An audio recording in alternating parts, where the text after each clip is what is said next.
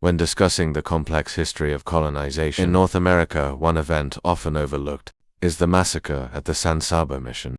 This chapter of history, set against the unforgiving and unpredictable Texas frontier of the 18th century, is a powerful reminder of the fierce resistance indigenous peoples waged against European imperialism. The destruction of the San Saba mission was not merely an isolated incident.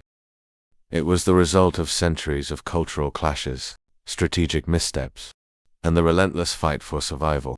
This tale takes us to 1758, a year marked by the convergence of three major forces: the Spanish Empire's unyielding ambition to expand northward, the Apache's desperate bid to survive under the threat of annihilation, and the Comanche's emergence as one of the most formidable powers in the Americas. The massacre was more than an act of violence. It was a symbolic rejection of European intrusion, and a resounding demonstration of indigenous strength and autonomy.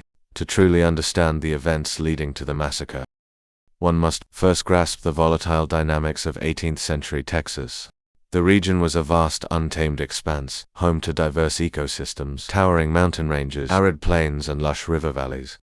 These natural features shaped the lives of its inhabitants, creating a mosaic of cultures, each uniquely adapted to the challenges of the land. The Spanish Empire saw Texas as both a barrier and a gateway. It was a frontier that needed to be fortified against rival European powers, such as the French, and a potential corridor for expanding influence deeper into North America. The Spanish approach to colonization relied heavily on the establishment of missions and presidios, dual institutions meant to convert indigenous populations to Catholicism and secure Spanish territorial claims.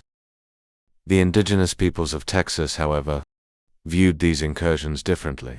To them, the missions represented a threat to their cultural identity, independence, and territorial sovereignty.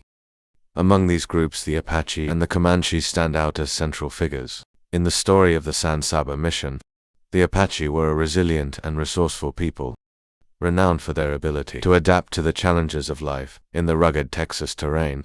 They were semi-nomadic, their movements dictated by seasonal cycles and the availability of resources. Their culture emphasized community, oral tradition, and a deep spiritual connection to the land. Yet by the mid-18th century, the Apache were in a precarious position. For decades, the Apache had been engaged in a relentless struggle against the Comanche. Once confined to the northern plains, the Comanche had undergone a dramatic transformation, following their acquisition of horses from Spanish settlers.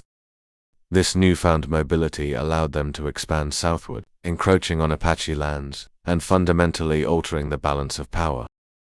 The Comanche were not just raiders, they were empire builders, and their aggressive expansion left the Apache fighting a war for survival. The Apache responded by seeking alliances with other tribes and colonial powers.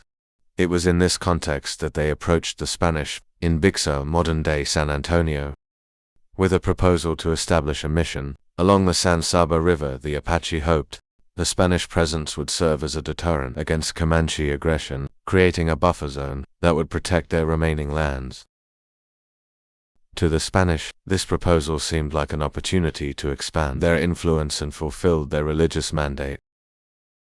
The Comanche's rise to power was one of the most remarkable developments in the history of the Americas. Originally part of the Shoshone people, they migrated southward in the late 17th century, drawn by the promise of abundant bison and new opportunities for trade. Their adoption of the horse revolutionized their way of life, transforming them into a highly mobile and formidable force. By the mid-18th century, the Comanche had established dominance over a vast territory known as encompassing parts of modern-day Texas, Oklahoma, Kansas, New Mexico, and Colorado.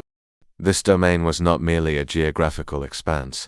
It was a complex network of alliances, trade routes, and raiding corridors that sustained the Comanche way of life. Their economy was based on a combination of hunting, trade, and plunder, and their society placed a high value on martial prowess.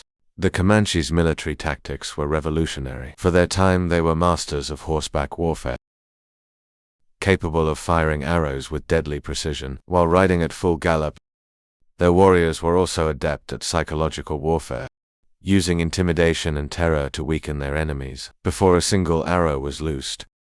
The Spanish, for all their military experience, were ill-prepared to face such a dynamic and unconventional foe. Into this volatile landscape stepped Father Alonso, a Franciscan priest whose ambition was matched only by his faith. Born into a wealthy family, Father had been drawn to the Franciscan order as a young man, seeking to dedicate his life to the service of God.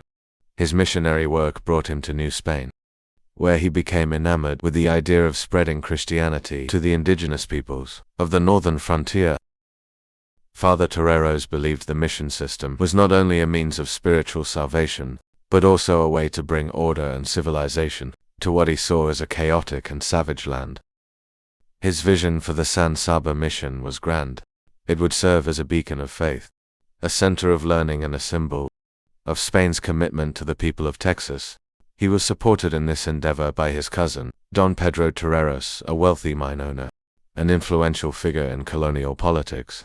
The construction of the San Sabá mission was fraught with challenges from the outset.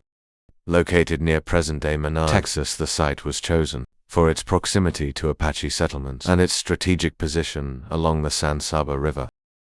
However, its remote location and the decision to build the Presidio 4 miles away from the mission created logistical and security problems that would later prove catastrophic. The mission system was both a symbol of Spanish colonial ambition and a glaring example of its limitations. Missions were designed to be self-sufficient communities, combining religious instruction with agricultural production and craftsmanship.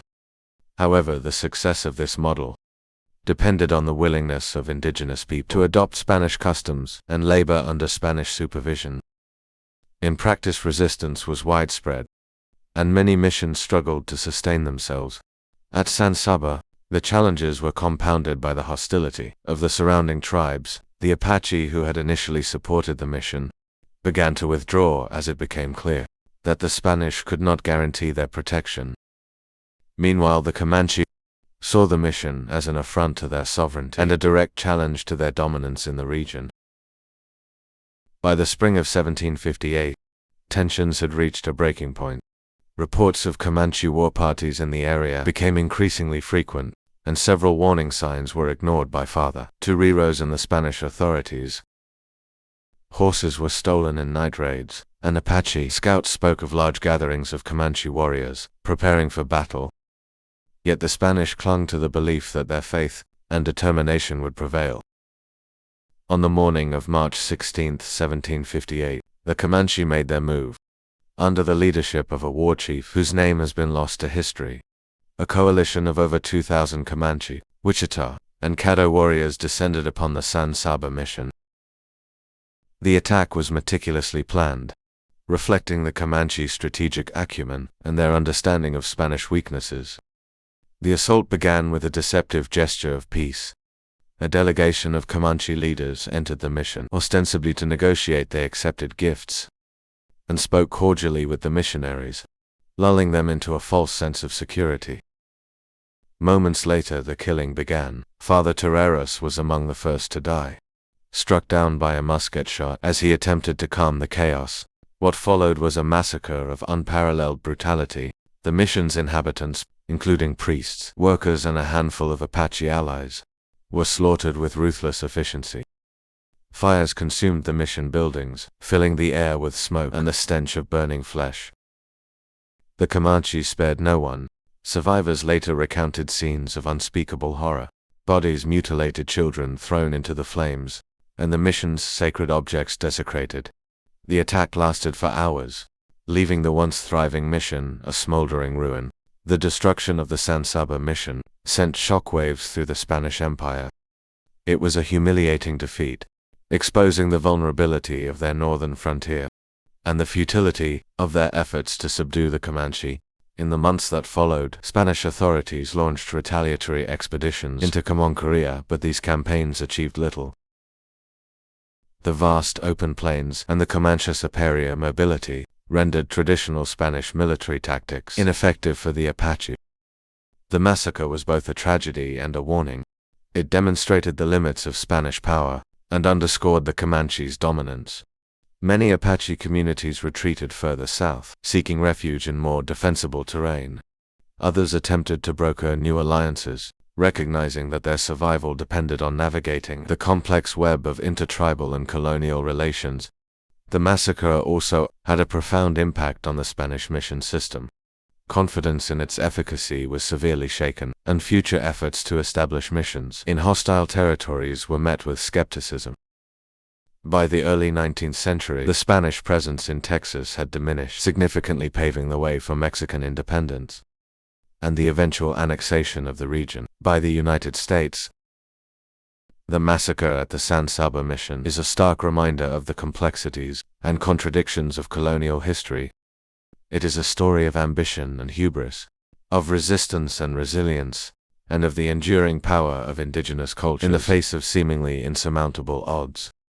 For the Comanche, it was a moment of triumph that solidified their reputation as the lords of the southern plains. For the Spanish, it was a painful lesson in the dangers of underestimating their adversaries.